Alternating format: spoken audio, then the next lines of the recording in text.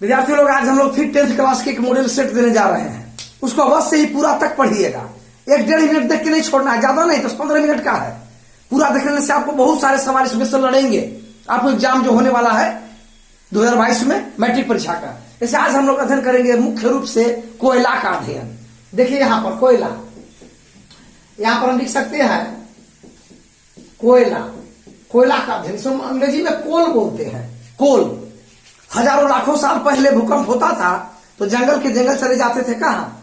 जमीन के अंदर। अब उसमें ऊपर से बारिश होने के कारण मिट्टिया बह करके ऊपर से प्लेन हो जाता था। अंदर अंदर भूतापीय ऊर्जा, जमीन के अंदर की जो ऊर्जा है गर्म रहती है, जमीन के अंदर का जो क्रूड, उसी की गर्मी से पक जाते थे। अब पक करके लाखों साल में उच्च दबाव पड़ने के कारण, उच्च ताप पड़ने के कारण जमीन के अंदर कोयला में बदल जाते हैं। एक प्रकार का जैविक ईंधन हुआ। क्योंकि जैविक ईंधन इसलिए कहा जाता है क्योंकि कोयला का भी निर्माण वनस्पतियों से होता है। वनस्पति भी एक सजीव के अंतर्गत ही आने वाले एक टॉपिक है, क्योंकि ऐसे भी प्लांटिंग एनिमल, दो ही भाग में जीव जंतु को बांटा गया है। अब हम लोग समझते हैं पहला कि कोयला के मुख्यतः एक प्रकार हुए। जैसे पहला एंथ्रासाइट, एंथ्रासाइट कोयला। यह कोयला जो है इसमें 80% कार्बन होता है। समझते जाइए एंथ्रासाइट क्या है, सवाल में आएगा तो लिखना है कि एंथ्रासाइट कोयले की अच्छी किस्म है जिसमें 80% कार्बन होता है। जलाने के बाद धुआं नहीं निकलता, नहीं के बराबर, और हीट बहुत अधिक देता है। इसको हम एक टीन में बंद कर लेते हैं और बंद करके इसको आधा घंटा आग पर जलाएंगे, टीन को उबालेंगे और उसको आधा घंटा ठंडा करने के लिए छोड़ेंगे तो वह कोक में बदल जाता है। इसे भंजा का आसवन कहते हैं। तो कोक से कंपनी में लोहा, तांबा, एल्युमिनियम को प्रगलन, गलाने का काम लिया जाता है। तो कोक बनाए जाने के कारण एंथ्रासाइट को हम कोकिंग कोयला कहते हैं।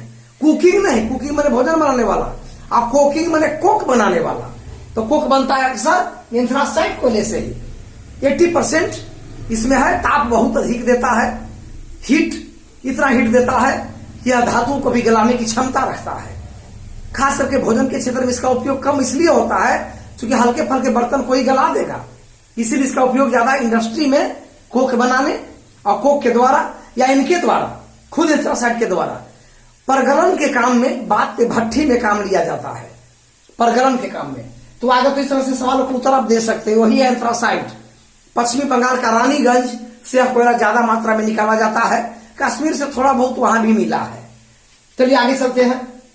बिटुमिनस, बिटुमिनस सेकेंड कैटेगरी का कोयला है। इसमें कार्बन की मात्रा 60% से 80% के बीच होती है, यानी लेस देन 80%, 80% से नीचे होता है। अब इसमें क्या है कि थोड़ा धुआं ज्यादा देता है। धुआं देने के कारण और हीट कम बनती है, इसीलिए इसका उपयोग कोक बनाने में नहीं किया जाता। लेकिन एक बात है कि घरेलू रसोई गैस के तरह को इस कोयला का उपयोग ईंधन और जलावन के रूप में किया जाता है। इसीलिए इसके हम कोकिंग नहीं, कुकिंग गैस भी कहते हैं। कुकिंग। हमारे देश में सबसे ज्यादा बिटुमिनस श्रेणी का ही कोयला होता है। झरिया झारखंड में, रानीगंज में भी इसी किस्म का, इस किस्म का कोयला वहां भी है एंथ्रासाइट के अलावे, या फिर आपको छत्तीसगढ़ में है, उड़ीसा में है। ये सब कोयले के भंडार बिटुमिनस के ज्यादा होते हैं, भोजन बनाने के काम में ज्यादा आते हैं। तो नंबर 3 में आते हैं लिग्नाइट। नंबर 3 में आपको है दिया गया है लिग्नाइट। लिग्नाइट कोयला सबसे थर्ड श्रेणी का कोयला है, तृतीय जुगीन कहते हैं। इस कोयला में आपको कार्बन की मात्राएं जो है 60 से घटकर 50 तक आ जाती है। नमी वाष्प ज्यादा होता है, धुआं बहुत अधिक देता है। इसीलिए इसका उपयोग कंपनी, इंडस्ट्री में कोई परगलन के काम में तो लेना संभव ही नहीं। फिर भोजन में जहां तहां इनका उपयोग करते हैं लोग, और क्या करेंगे, इसका भोजन का उपयोग करेंगे तो भोजन बनाने में इसका उपयोग करेंगे लिग्नाइट का। लेकिन फिर भी भोजन बनाने के क्षेत्र में बिटुमिनस ज्यादा अच्छा है, लिग्नाइट कुछ कम। इसको सुखा करके वाष्प निकाल दिया जाए धूप में तो फिर यह बिटुमिनस की तरह कुछ काम में आता है। इसे कहते हैं लिग्नाइट। इसमें आपको 50% के आसपास आ जाती है कार्बन की मात्रा घटकर, इसे लिग्नाइट कहा जाता है। इसका ज्यादा स्रोत आपको तमिलनाडु है, केरल है, कश्मीर के कुछ भाग हैं में पाया जाता है। चलिए पिट में आते हैं। पिट एक सबसे निम्न कोटि का कोयला है। इसमें कार्बन 30% से भी लेस हो जाता है और इतना धुआं देता है कि इसे हम खास करके कोई कोक या इंडस्ट्री में यूज नहीं कर सकते। यह लकड़ी की तरह जलता है, जैसे आप लकड़ी गोईठा जलाते हैं, उपला जलाते हैं जैसे चूल्हे में, उसी प्रकार से उसी की तरह यह काम करेगा पीट। तो पीट जो है सबसे 4th ग्रेड का कोयला होता है। चलिए यहां तक आप समझ गए। पीट भी आपको उड़ीसा या फिर छत्तीसगढ़ झरिया तरफ कुछ कुछ खदानों में पीट श्रेणी के कोयला मिला करते हैं। चलिए आते हैं ग्रेफाइट के बारे में। यह कोयला का ही अप्रूफ है, हालांकि कार्बन के अप्रूफ आप पढ़ते हैं रसायन में। कोयला क्या है? कार्बन का ही तो रूप है। तो ग्रेफाइट का प्राप्ति जो है कोयले के खानों से ही होता है। इसमें कार्बन की मात्रा 80 से 85% हो जाती है, चमकदार होती है। ज्यादा चमकने के कारण इसे हम ब्लैक लेड कहते हैं, काला शीशा। ग्रेफाइट को कहा जाता है, कहता है काला शीशा किसको कहते हैं? ग्रेफाइट को। इसका उपयोग पेंसिल के आंतरिक भाग जिसे लिखते हैं वो बनाने में होता है, इलेक्ट्रिक क्षेत्र में इलेक्ट्रोड बनाने में होता है, इलेक्ट्रिक के सामान बनाने में होता है, यह विद्युत का सुचालक होता है। ग्रेफाइट यह कार्बन का प्रूफ है जो कोयले के खान में मिलता है, या फिर कोयले के परतों से विशेष प्रोसेस द्वारा इसका निर्माण कंपनी या फैक्ट्री में किया जाता है। तो इसे कहते हैं ग्रेफाइट।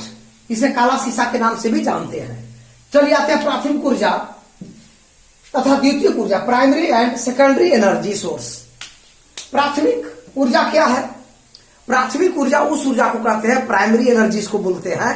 जैसे मान लिया कि हमारे अगल बगल या प्राकृतिक क्षेत्र में पृथ्वी पर कोयला खदानों से निकल रहा है, कोयला डायरेक्ट निकल रहा है आपको, या फिर ये भी कह सकते हैं कि कोयला के बाद प्राथमिक ऊर्जा है, या पेट्रोलियम निकल रहा है, प्राकृतिक गैस है, uranium, radium, thorium, plutonium radio सक्रिय तत्व है, इनको हम नाभिकीय विखंडन करके ऊर्जा ले रहे हैं। ऐसा प्रकृति से सीधा ऊर्जा मिला हमको, तो इसे हम कहते हैं प्राइमरी एनर्जी सोर्स। प्राथमिक ऊर्जा का स्रोत कहेंगे इसको हम, इसे हम प्राइमरी एनर्जी कहेंगे। लेकिन इसी प्राइमरी एनर्जी से हम लोग हीट उत्पन्न करते हैं, थर्मल, जिसे थर्मल पावर स्टेशन कहा जाता है, जहां यह काम होती है। तो कोयला से हीट, यूरेनियम थोरियम को नाभिकीय विखंडन करवा करके हीट, या फिर प्राकृतिक गैस पेट्रोलियम से हीट, और उस हीट को चेंज करते हैं इलेक्ट्रिक में, विद्युत बनाते हैं। तो विद्युत बनाए हम किससे? प्राथमिक ऊर्जा से। तो विद्युत भी तो एक ऊर्जा है। तो प्राथमिक ऊर्जा को विभिन्न विधियों द्वारा बदलकर हम उसे दूसरे ऊर्जा में रूपांतरित करते हैं। जैसे इसे इलेक्ट्रिक बनाया गया, कोयला से, पेट्रोलियम से, एलपीजी गैस से, प्राकृतिक गैस से, एलपीजी नहीं प्राकृतिक गैस से, या फिर यूरेनियम, थोरियम, रेडियम, प्लूटोनियम से। तो दूसरे तरह की इलेक्ट्रिक ऊर्जा जो बनी इनसे, प्राथमिक ऊर्जा से, उसे कहते हैं द्वितीयक ऊर्जा, सेकेंडरी एनर्जी कहेंगे। यही अंतर है प्राथमिक ऊर्जा जो सीधे प्राकृतिक से मिलती है, कोयला, पेट्रोलियम, प्राकृतिक gas, uranium, radium, thorium, plutonium, ये सब प्राथमिक ऊर्जा स्रोत हुए। अब इनसे जो हम इलेक्ट्रिक बनाते हैं वह द्वितीयक ऊर्जा स्रोत हुआ। चलिए आगे आते हैं आणविक शक्ति केंद्र, एटॉमिक पावर स्टेशन है, के सेंटर है। इसमें क्या होता है कि आप जानते हैं कि रेडियो सक्रिय तत्व जैसे यूरेनियम है, थोरियम है, रेडियम है, प्लूटोनियम है, इनसे परमाणु बम या परमाणु हथियार बनाए जाते हैं, जो विस्फोटक और काफी विनाशकारी होता है। वैज्ञानिक क्या किए कि एक भट्टी तैयार किए, उसी में यूरेनियम, थोरियम, प्लूटोनियम या रेडियम, पोलोनियम को रख दिया गया, नाभिकीय विखंडन करवाया गया। अब नाभिकीय विखंडन से आपको ये बढ़ते चले जाते हैं फवारा की तरह, तो भट्टी को विस्फोट कर देगा। तो इरिडियम या बोरोन का छड़ लगा देते हैं, इरिडियम या बोरोन का छड़। बाकी कुछ श्रृंखलाओं को छोड़कर सभी श्रृंखलाओं को सोख लेती है। श्रृंखला बच गया एक या दो, तब उसे भट्टी फटती नहीं, हीट बनते गया, अब हीट को हम इलेक्ट्रिक में चेंज कर देते हैं, जिसे कहते हैं आणविक शक्ति केंद्र। जो यूरेनियम, रेडियम, थोरियम, प्लूटोनियम को नाभिकीय विखंडन करवा के उत्पन्न उष्मा प्राप्त किया जाता है, उष्मा को इलेक्ट्रिक में बदल दिया जाता है, और इलेक्ट्रिक से सारी दुनिया जगमगा रही है। कंपनी, फैक्ट्री, घरेलू काम सब चल रहे हैं विद्युत से, विद्युतीकरण से। तो इसे कहते हैं आणविक शक्ति केंद्र, जो परमाणु बनाने की जगह पर इसको शामिल किया गया है। जैसे उत्तर प्रदेश का नरौरा में शामिल है, तमिलनाडु का कालपक्कम में शामिल है, महाराष्ट्र का तारापुर में शामिल है, या फिर आपको राणा प्रताप सागर जैसे है, आपको राजस्थान में है। ये सब आपको एटॉमिक स्टेशन है, एटॉमिक पावर स्टेशन के नाम से जाने जाते हैं। आणविक शक्ति केंद्र या सेंटर भी इसको कहते हैं।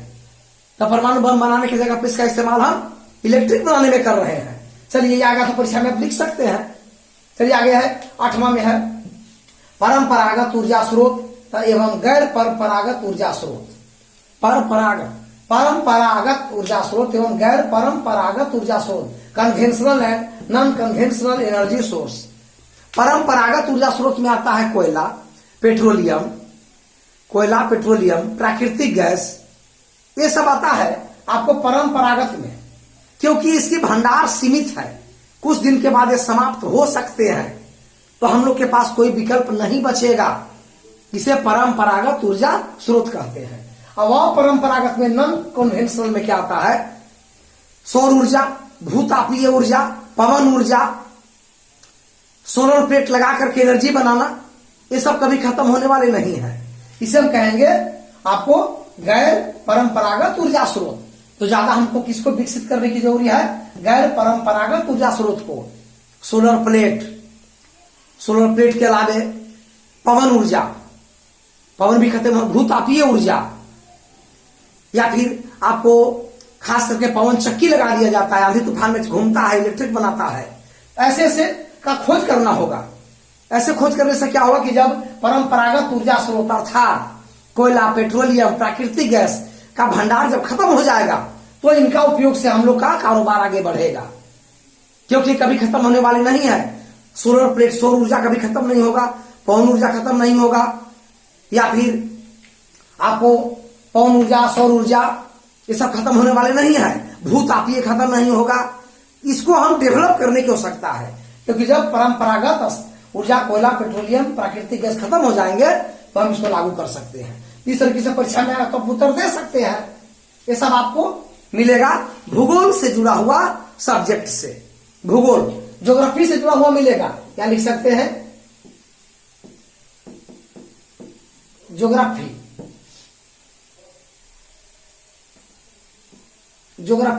यानी भूगोल से जुड़ा हुआ ये सवाल है।